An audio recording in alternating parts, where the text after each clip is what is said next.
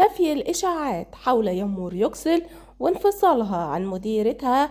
تحديثات جديدة عن الإعلان مسلسل الأراضي الغاضبة. تابعوا الفيديو للنهاية معرفة كافة التفاصيل مع تحديثات وأخبار حصرية لأول مرة طبعا حبيبة قلبي يمور يكسل.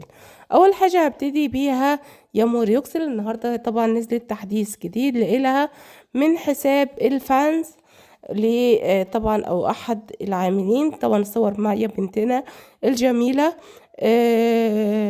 ونزلها يمر طبعا لابسة الطقم بتاعها الجميل جدا طبعا الجاكيت اللي عامل زي القطيفة كده.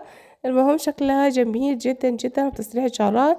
هي لابسة بنطلون لابسة طقم تحت بس مدارياه ومتصورة مع الفانز عشان مش تحرق الهدوم يعني او الشكل اللي هي هتظهر فيه في المسلسل. كمان من ضمن التحديثات اللي نزلت طبعا دي نزلت من حساب احد الفانز.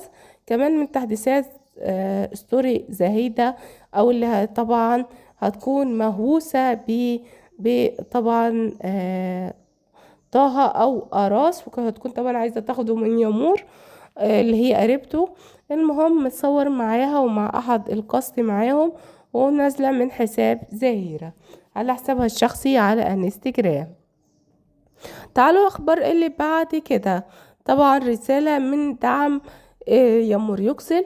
طبعا بيقولوا حساب الدعم يامور يكسل بيقول: جمهور يامور يكسل كرام، نرجو منكم تجاهل اي تعليقات سلبية او هجومات قد تظهر في هذه الفترة، فنحن جميعا نعلم من يقف وراها وما الهدف منها.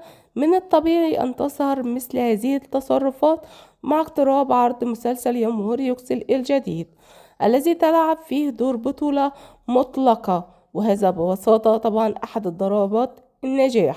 نود أن نؤكد أن تداول هذه الهجمات والرد عليهم يساهم في نشرهم ومنحهم اهتمام لا يستحقوه. تجاهلكم له هو سبيل لأمثلة أسكتة طبعا، فلكم ابتعاد عن الرد كلما انتهت الموضوع بسرعة. يمر الآن بحاجة لدعمكم وشجاعتكم خاصة في هذه المرحلة المهمة من مسيرتها، فنركز جميعا على دعمها في عملها الجديد، فهذا هو الأمر الذي يحدث فراق. طبعا كل الاحترام لفانز يمور يكسل. ده طبعا كان حساب الدعم ينزلوه ليمور يكسل. اولا عايزة اقول لكم حاجة مهمة جدا جدا. نزل خبر سألتوني عليه في التعليقات على الرغم اللي انتوا شفتوه، ولكن حبيت اوضح لكم النقطة مرة تانية. مش عارفة الناس مش هتبطل كلام سلبي ليه وانتشار الشائعات اللي ما زالت مستمرة عن يمور يكسل. انا حبيت بس اوضح لكم النقطة عشان تعرفوا كويس قوي اني ما نصدقش اي حاجة بتنقال، ونحن نقف مع يمور يكسل النهاية وربنا يكرمها ويوفقها في مسلسلها بإذن الله.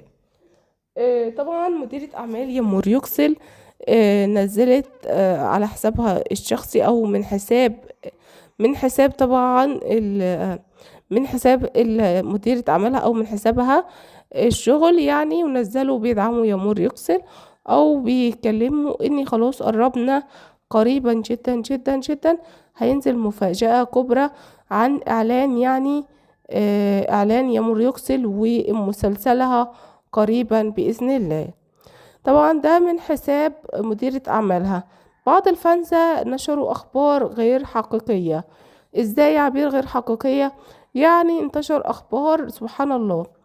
انتشر أخبار إن هناك انفصال ليمور يكسل عن مديرة أعمالها، وهذا الأخبار غير حقيقة، يعني أخبار كاذبة مش عارفة الغرض منها إيه، ولكن كل الكلام اللي منتشر ده غير صحيح. يمور يكسل ما انفصلتش عن مديرة أعمالها، لدرجة إن مديرة أعمالها منزلة النهاردة ستوري ومن موقع التصوير يعني إن هناك مفاجأة كبرى أو باقي قليل جدا جدا على الإعلان الترويجي لمسلسل الأراضي الغاضبة. كاتبة باقي قليل جدا، يعني خلاص قربنا على الإعلان الترويجي، وإن شاء الله بالتوفيق والنجاح لها ممكن على نهاية الأسبوع ده يتم النزول الإعلان الترويجي الأول للمسلسل. كمان نزلت بعض الصور من موقع التصوير ليمور مع الفانز، ولقطات جديدة من حساب صوت اللي هي أخت يعني إيلول. وده من ضمن التحديثات ومن موقع التصوير اليوم بالمطار، مش عارفة مين اللي بيكون في المطار. المهم برضو من ضمن التحديثات اللي نزلت. كمان عايزة اقول لكم نقطة مهمة جدا جدا بالنسبة انا كعبير. انتوا عارفيني بسبب الظروف اللي بتحصل الايام دي، فيعني انا من جهة اخرى بمر بشوية ظروف في يعني عائلية، فانا مش عارفة ان انا اعمل فيديوهات كتيرة زي الاول، ولا حتى يعني لو نزلت 3 فيديوهات انتوا طبعا تبقوا عارفين بالعافية. فانا مش هقدر ان انا انزل اعمل كذا فيديو مخصوص لبريش وفيديو مخصوص ليامور، ولكن انا اللي اقدر اقوله لكم اللي انا طبعا هنزل لكم اخبار يامور يكسل في اول الفيديو. نهاية الفيديو هيكون خبر عن باريش بكتاج او حاجة تخص باريش، لان طبعا زي ما انتوا عارفين انا حسابي حساب مسلسل ظهور الدم، وكل الفانسة كانوا طبعا بيسمعوا عندي كل اخبار مسلسل ظهور الدم، كان باريش ويامور وبران وديلان كل واحد. وطبعا انتوا عارفيني بدعم يامور للنهاية وعارفين كده كويس، ولكن يعني لو في خبر لباريش بكتاج فهنقوله في النهاية. اما لو في اخبار كتيرة لباريش بكتاج وتخص باريش مثلا، ساعتها ممكن اعملها في فيديو تاني مطلق بعيد عن اخبار يامور يكسل.